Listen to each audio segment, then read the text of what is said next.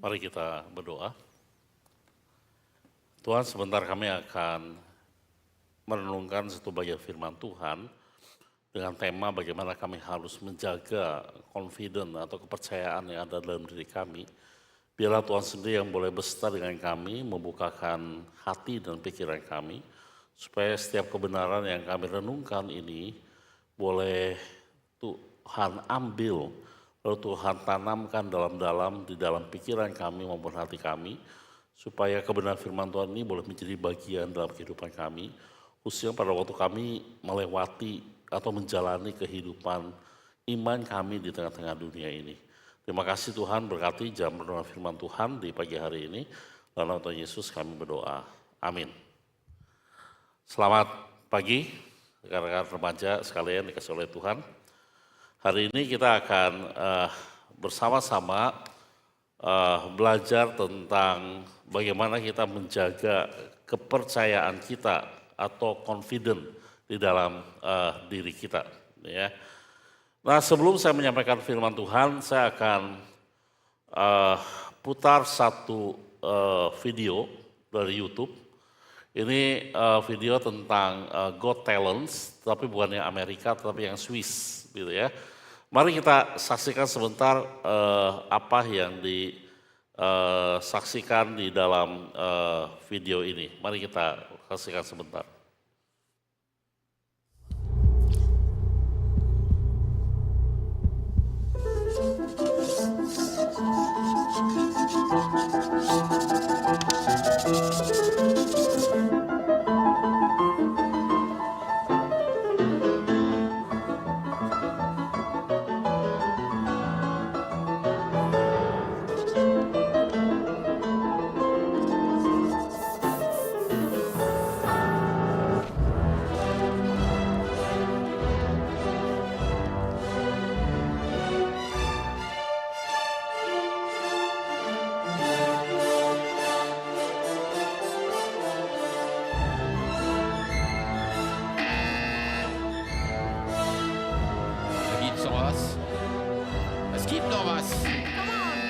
Schöne Doppelpasse.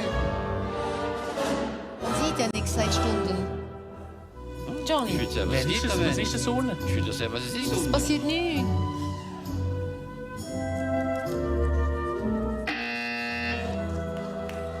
Monsieur Gräfe. Er drückt nicht, weil es um ihn geht. Ah ja, ich muss doch mal drücken, oder?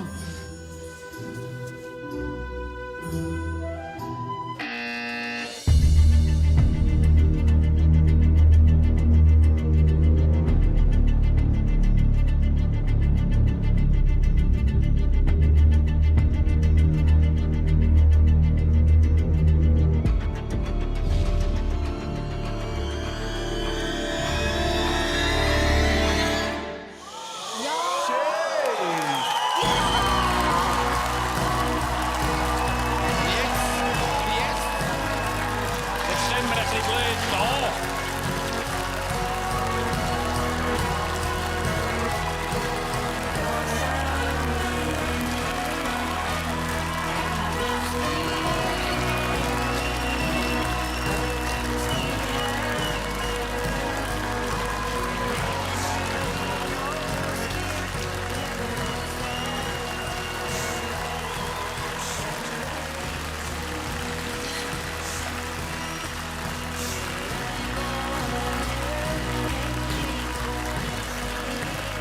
Oke. Ich glaube, ohne zu fragen, dass...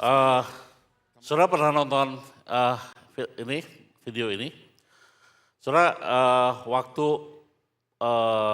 pembukaan movement, saya putar video ini, tapi di Komisi Kaleb, gitu ya. Nah kebetulan hari ini saya sampaikan di penutupan movement, dan saya pikir, oh ini video ini boleh juga disampaikan di Komisi Remaja, gitu ya. Saudara belajar apa dari video ini? Saudara, kita bisa lihat dua sisi sih, Pertama sisi dari si pelukisnya, kedua sisi dari si jurinya, gitu kan. Saudara kita tahu bahwa ketika ada acara Got Talents ataupun apalah namanya gitu kan, American Idol atau apa, saudara-saudara ketika ada juri yang sudah memencet tombol no, jurinya 2 orang atau separohnya, maka pasti tidak lolos, gitu kan? Nah apalagi udah tambah 3, saudara itu tidak lolos. Nah 4 lebih lagi nggak lolos. Tapi kita melihat si pelukis ini, walaupun dia tahu dia tidak lolos, dia melanjutkan lukisannya. Kenapa? Saudara, karena dia yakin bahwa lukisannya itu bagus. Ya. Jadi dia lanjutkan, itu lalu dia tampilkan karena memang bagus. Walaupun no, dia lanjutkan karena dia tahu itu bagus. Itu namanya confidence. Gitu kan. Nah saudara, tapi dari si juri kita belajar bahwa kita itu seringkali kita tidak sabar untuk menunggu lukisan itu selesai. Kita lebih give up, lebih memilih give up. Saudara, give up itu pada waktu kita memijit tombol no di dalam hidup kita, walaupun kita belum melihat apa yang ada di hadapan kita, lukisannya seperti apa, kita pijit no, itu namanya give up. Nah seringkali saudara dalam kehidupan kita juga bisa menjadi seperti juri. Nah kita yang mana? Si pelukis tadi atau si juri tadi dalam kehidupan ini? Saudara, ini yang akan kita bersama-sama renungkan. Nah hari ini kita akan belajar bersama-sama satu tema, yaitu jaga kepercayaan Anda atau your confidence. Gitu ya.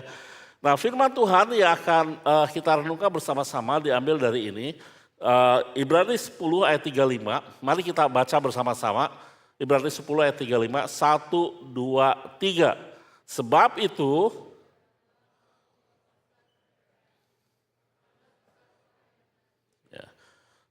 itu, janganlah kamu melepaskan kepercayaanmu. Kata percaya di situ bukan iman ya. Di dalam bahasa aslinya itu bukan menunjuk kepada iman, tetapi menunjuk kepada confidence. Sesuatu yang ada dalam diri, kepercayaan yang ada dalam diri. Nah, kita akan bersama-sama merenungkan bagian ini. Saya akan memakai atau membagi ini di dalam 3 bagian. Gitu ya. Pertama kita akan memakai dari kata harapan. Ya. Lalu kita akan melihat realitanya seperti apa. Dan terakhir kita akan melihat sikap kita, gitu ya. Kita akan memakai metode ini untuk memahami bagian ini. Nah sekarang kita bersama-sama mari kita melihat tentang harapan. Nah harapan, saudara kita harusnya punya harapan seperti ini. Bahwa hidup kita itu seperti lukisan, gitu ya. Atau gini, kalau kita ibaratkan hidup kita itu seperti lukisan, maka pertanyaannya siapa yang melukis? Siapa yang melukis hidup kita? Yang melukis pelangi siapa? Yang melukis pelangi itu Agung namanya, kan? Pelukismu Agung begitu ya. Jadi Agung yang melukis pelangi, gitu ya. Nah, saudara, yang melukis kita itu adalah Tuhan, oke? Tuhan itu, saudara, dalam hidup kita, kalau hidup kita itu seperti lukisan, maka Tuhan itu setiap hari sedang menggoreskan warna dalam hidup kita. Warnanya bisa cerah, bisa gelap. Itu sebabnya saudara dalam kehidupan kita ada saat-saat di mana hidup kita itu baik, menyenangkan, penuh dengan kemenangan. Tapi ada hidup-hidup kita itu seperti warna yang gelap, saudara. Hidup yang tidak menentu, kekalahan, kesedihan, begitu kan? Ada warna-warna yang Tuhan coretkan di dalam kehidupan kita. Tapi saudara, kalau yang namanya lukisan memang terdiri dari beberapa warna. Ada warna yang gelap, ada warna yang cerah, saudara. Tetapi ketika itu dipadukan menjadi satu, maka itu pasti akan menjadi lukisan yang begitu indah. Karena apa? Tuhan yang sedang melukis hidup kita. Jadi saudara, apa yang kita percayai kalau Tuhan sedang melukis hidup kita? Adalah pasti di tangan Tuhan, hidup saudara akan menjadi lukisan indah. Ya. Nah saudara-saudara, kalau hidup itu seperti lukisan, Tuhan yang melukis, maka seharusnya kita percaya adalah hidup kita itu pasti akan menjadi lukisan yang sangat indah. Karena apa? Karena Tuhan yang melukis hidup kita. Nah saudara, ini harusnya menjadi harapan di dalam kehidupan kita. Ketika kita memandang kehidupan kita Kalau kita memandang hidup kita seperti lukisan, walaupun lukisannya kita belum lihat, karena lukisannya akan kita lihat nanti di akhir hidup kita, saudara. Nah, walaupun kita belum lihat, maka kita harus punya keyakinan bahwa kita itu akan menjadi lukisan yang sangat indah di hadapan Tuhan. Siapapun kita yang hadir di tempat ini, kita perlu meyakini bahwa kita adalah akan menjadi lukisan yang indah di tangan Tuhan. Oke, itu harapannya. Nah sekarang kita akan beranjak ke realita.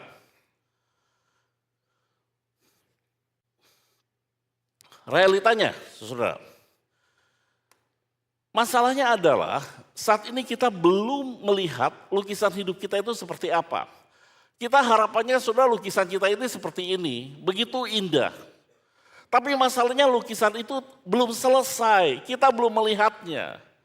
Dan karena kita belum melihatnya, seringkali seperti di dalam video tadi, kita melihatnya kok lukisannya kok jelek ya. Kok lukisannya tidak seperti yang kita harapkan ya. Sehingga sudah kita tergoda untuk memijit tombol menyerah. Nah saudara-saudara kadang-kadang di dalam hidup kita mungkin hanya melihatnya satu sisi saja. Karena lukisannya belum jadi, saudara kita melihat mungkin hanya sisi gelapnya saja. Jadi kita hanya melihatnya saudara bagian ininya saja. Kita merasa kok Tuhan lukisan saya tidak indah, kok Tuhan hidup saya kok rasanya tidak bagus gitu ya. Kok saya lahir di keluarga yang tidak bagus, papa mama ribut terus, saya di sekolah dibully terus, kok saya ini tidak cantik, kok saya ini tidak ganteng. Saudara-saudara, kok hidup saya susah, kok usaha keluarga saya tiba-tiba bangkrut. Saudara ada banyak kejadian yang buat kita itu seperti warna yang gelap. Dan kalau kita hanya memandang itu menjadi lukisan yang warnanya gelap saja, saudara kita akan tergoda untuk menyerah. Kita akan tergoda akan menyerah, karena kita akan merasa Tuhan kok hidup saya ini sengsara terus sih, kok hidup saya ini susah terus sih, kok saya ini rasanya tidak secerah orang lain, begitu kan? Atau bisa jadi sebaliknya, saudara. Kita hanya melihat sisi yang lain. Memang terang, tapi kita juga masih nggak jelas. Kok lukisan saya tidak bagus Tuhan? Memang terang sih, cuma rasanya itu tidak seperti juga yang saya harapkan, gitu ya. Saya lahir di keluarga baik-baik, papa mama saya baik, di sekolah pelajaran saya juga baik. Tapi ada banyak hal yang saya inginkan itu tidak terwujud Tuhan. Kalau lukisan saya tidak sebagus orang lain, tidak sepenuh warna orang lain, betul kan? Saudara, kita pada waktu kita hanya melihat satu titik dalam hidup kita yang kita anggap itu lukisan dan kita anggap itu sebagai lukisan seluruhnya hidup kita, saudara kita akan menjadi orang-orang yang hanya memandang hidup kita itu tidak bagus. Ya. Karena apa? Karena kita belum melihat seluruh lukisannya.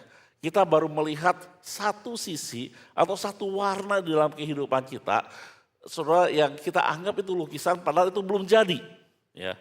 Nah saudara realitanya adalah itu, kita berharap lukisannya bagus. Tapi yang kita lihat atau yang sedang kita jalani, saudara, baru hanya beberapa warna saja dalam kehidupan kita. Yang menurut kita tidak indah. Dan itu, saudara, akan sangat membuat kita tergoda untuk menyerah. Nah sekarang, kalau lukisan kita belum jadi, entah lukisannya begini atau yang gelap tadi, bagaimana sikap kita? Sikap kita, saudara, ada dua. Yang pertama, saudara pijit tombol menyerah. Saudara ngerasa bahwa hidup ini tidak indah, udah saya menyerah, gitu kan? Atau saudara tetap percaya, tetap berjalan bersama Tuhan. Saudara meyakini kalau walaupun hidup saudara tidak indah hari ini, tapi saudara meyakini bahwa suatu saat ini akan menjadi lukisan yang indah. Walaupun saudara ngerasa hidup saudara hari ini itu kok gelap, tapi saudara yakin bahwa kegelapan yang ada dalam hidup kita itu hanyalah salah satu warna yang Tuhan coretkan di dalam kuas kehidupan kita. Di dalam kanvas kehidupan kita. Kita yakin bahwa bukan hanya kegelapan, warna yang gelap yang ada dalam hidup kita. Tuhan juga sedang menggoreskan warna-warna yang lain. Dan kita yakin suatu saat di tangan Tuhan kita akan menjadi lukisan yang indah. Saudara selalu ada dua pilihan. Selalu ada dua pilihan. Gitu kan? Saudara menyerah, saudara tetap percaya. Nah saudara di dalam hidup kita, saudara setiap kita mengalami masalah, saudara selalu ada dua pilihan. Saudara menyerah atau saudara tetap maju. Gitu ya. Saudara melakukan yang baik atau saudara melakukan tidak baik. Selalu begitu kan, saudara dalam kehidupan kita. Ya. Nah saudara demikian juga pada waktu kita melihat kehidupan kita yang lukisannya belum indah, kita ngerasa bahwa hidup kita terlalu banyak masalah, selalu pilihannya dua. Pijit tombol menyerah atau saudara tetap confident berjalan melangkah terus. Nah saudara firman Tuhan di dalam Ibrani 10 ayat 35 mengatakan demikian. Sebab itu janganlah kamu melepaskan kepercayaanmu. Atau janganlah kamu melepaskan rasa percaya diri, confident yang ada dalam diri kita. Nah saudara kata melepaskan itu sama seperti melepaskan pakaian. Artinya begini saudara, kita itu sebenarnya sudah punya pakaian yang namanya confident dalam kehidupan kita karena kita anak Tuhan. Alasannya apa? Seharusnya kita punya rasa percaya diri atau confident dalam hidup kita. Ibrani memberikan beberapa alasan. Alasan yang pertama, saudara karena kita punya Kristus. Siapa Kristus? Dia adalah Allah yang melintasi langit dan bumi. Allah yang lebih unggul daripada siapapun juga. Allah yang lebih besar dari apapun juga. Kita punya Allah yang kita kenal dalam nama Tuhan kita Yesus Kristus. Kedua, saudara, Allah yang kita kenal di dalam nama Tuhan Yesus Kristus itu bukan Allah yang jauh, tapi Allah yang memahami penderitaan kita. Allah yang memahami kesulitan kita. Saudara, dia adalah Allah yang pernah melewati kesulitan dalam kehidupan ini. Dia Allah yang pernah dibenci. Dia Allah yang pernah dibully saudara oleh tentara Romawi. Dia Allah yang pernah ditolak. Dia Allah yang tidak disukai. Pernah tidak disukai ketika ada di tengah-tengah dunia ini. Dia pernah melewati segala kesulitan yang kita lewati hari ini. Dan itu sebabnya surat Ibrani menuliskan, karena Allah pernah melewati semuanya, dia adalah Allah atau iman yang mengerti kesulitan-kesulitan kita. Nah ini saudara seharusnya menjadi dasar kenapa kita confident. Yang ketiga, surat Ibrani menjelaskan bahwa kita itu punya pahlawan-pahlawan iman atau saksi-saksi iman seperti awan yang mengelilingi kita. Mereka adalah orang-orang biasa yang sama dengan kita dan mereka pernah melewati segala kesulitan juga sama dengan kita, tapi mereka berhasil tetap confident di dalam kehidupan mereka, tetap ikut Tuhan. Nah saudara-saudara sekalian, itu sebabnya surat Ibrani menuliskan, sekarang kita punya alasan kenapa kita harus confident. Itu tadi, kita punya Allah. Allah yang jauh lebih besar daripada kita. Kita juga pernah punya pendahulu-pendahulu yang juga pernah melewati kehidupan ini yang sesulit apapun. Tapi mereka berhasil melewatinya bersama dengan Allah. Kita punya Allah dan kita punya contoh. Itu alasannya kenapa kita sekarang seharusnya confident melewati kehidupan kita. Nah penulis surat Ibrani memberikan nasihat. Kalau sudah kita punya alasan untuk confident, jangan lepaskan. Atau seperti baju, jangan tukar bajumu gitu kan. Jangan tukar warna bajumu. Jangan tukar bajumu dengan baju keputusasaan. Kita sudah punya alasan untuk confident. Jangan lepaskan itu. Itu sebabnya saudara, walaupun hari ini mungkin kita melihat lukisan hidup kita itu tidak bagus. Lukisan hidup kita itu mungkin ya kok gelap banget sih Tuhan. Atau lukisan kita itu kita anggap kok suram banget, kok jelek banget Tuhan. Tuhan, dalam firman Tuhan menasihatkan kepada kita, tetaplah confident. Tetaplah melangkah. Kenapa? Karena kita punya Tuhan. Karena Tuhan yang melukis kehidupan kita. Jadi saudara jangan merasa bahwa hidup sekarang itu kok saya jelek Tuhan. Kok saya tidak bagus, hidup saya gelap. Tuhan yang sedang melukis. Memang kalau yang namanya lukisan ada warna gelap, ada warna cerah. Nanti kita akan lihat di akhir hidup kita. Kita itu akan menjadi sebuah lukisan yang indah di tangan Tuhan. Percayalah itu. Kenapa? Karena Tuhan yang sedang melukis kita. Tuhan yang sedang beserta dengan kita. Saudara, inilah nasihat yang diberikan oleh penulis Ibrani supaya kita jangan melepaskan kepercayaan kita. Kita harus confident dalam hidup kita karena kita punya Tuhan. Oke, saudara, saya akan memberikan satu kisah yang muncul di akhir ini. Saya nggak tahu saudara membaca atau tidak, tapi kisah ini menurut saya sungguh menyedihkan, begitu ya. Saudara, ada seorang mahasiswi UNES, Universitas Negeri Semarang, bunuh diri di Mall Paragon. Kalau saudara pernah ke Semarang, saudara tahu Mall Paragon di mana, gitu ya.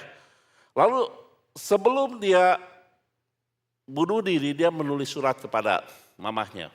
Dia beberkan semua, dia katakan saya sudah kirim hadiah ulang tahun untuk mama. Tapi yang menyedihkan adalah di akhir suratnya, dia menuliskan demikian. Maaf Mi, dia panggil mamanya Mami, aku nyerah.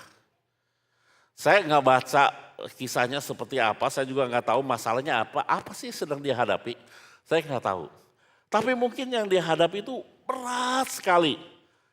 Dia tidak sanggup menjalani kehidupan ini.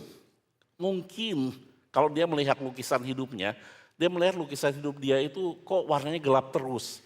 Dia nggak tahan. Sebagai orang Indonesia gitu kan, dia juga mungkin orang yang beragama. Tapi dia ngerasa nggak tahan, hidupnya kok gelap, warnanya kok gelap. Sehingga dia tulis kepada maminya, maaf Mi, aku nyerah. Lalu dia pergi ke mall, dia loncat dari mall itu, bunuh diri, mati. Saudara, kalau saudara baca kisah-kisahnya, banyak juga sekarang yang akhir-akhir ini bunuh diri. Ada anak kecil, SD, masih kecil, dia loncat dari lantai berapa di sekolahnya, mati. Ada begitu banyak orang yang menyerah. Nah saudara, kalau saudara kenal satu profesor namanya Renal Kasali, tahu Renal Kasali? Ya, kalau nggak tahu search di Google aja gitu ya. Dia seorang guru besar di UI, seorang profesor. Saudara, dia menulisnya satu buku tentang kita.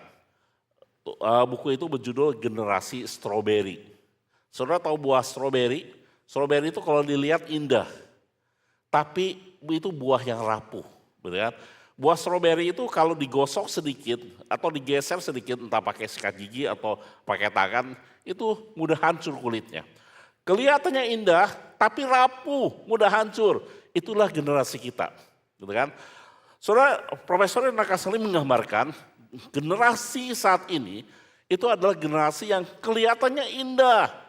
Karena saudara hidup di tengah-tengah fasilitas yang begitu banyak. Kehidupan yang begitu saudara-saudara kelihatannya serba mudah. Saudara sekarang kalau saudara, kalau dibandingkan hidup saudara dengan saya, gitu kan, saudara-saudara itu hidup di zaman yang gampang bukan? Contoh aja.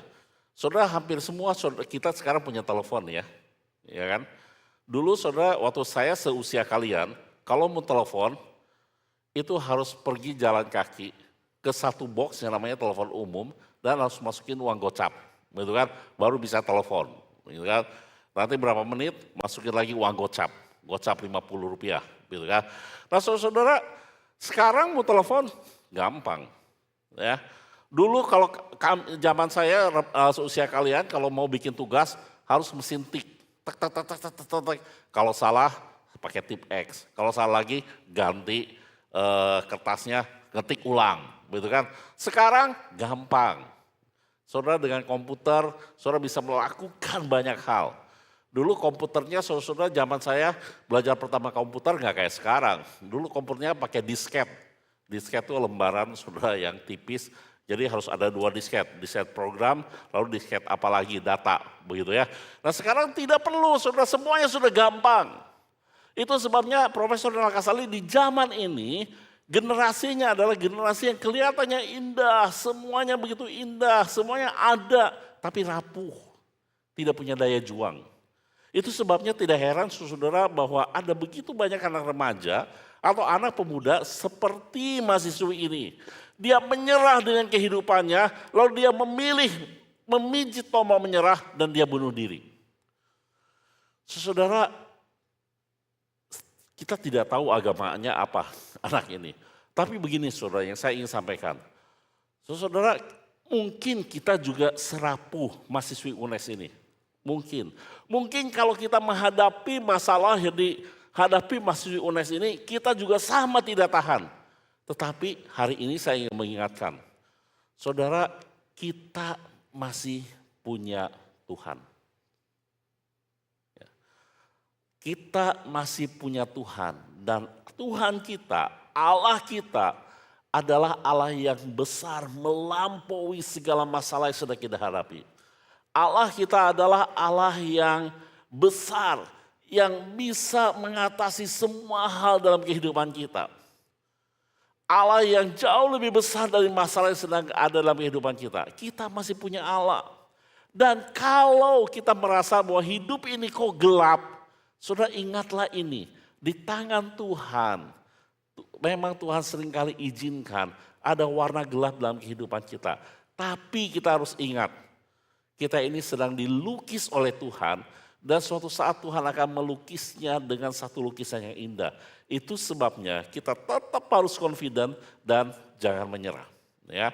Nah, kesimpulannya saudara adalah ini.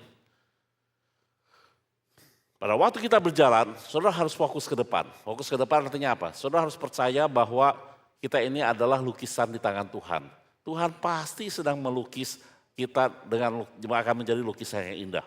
Fokusnya ke depan, gitu ya. Bukan fokus kepada masalah yang ada sekarang.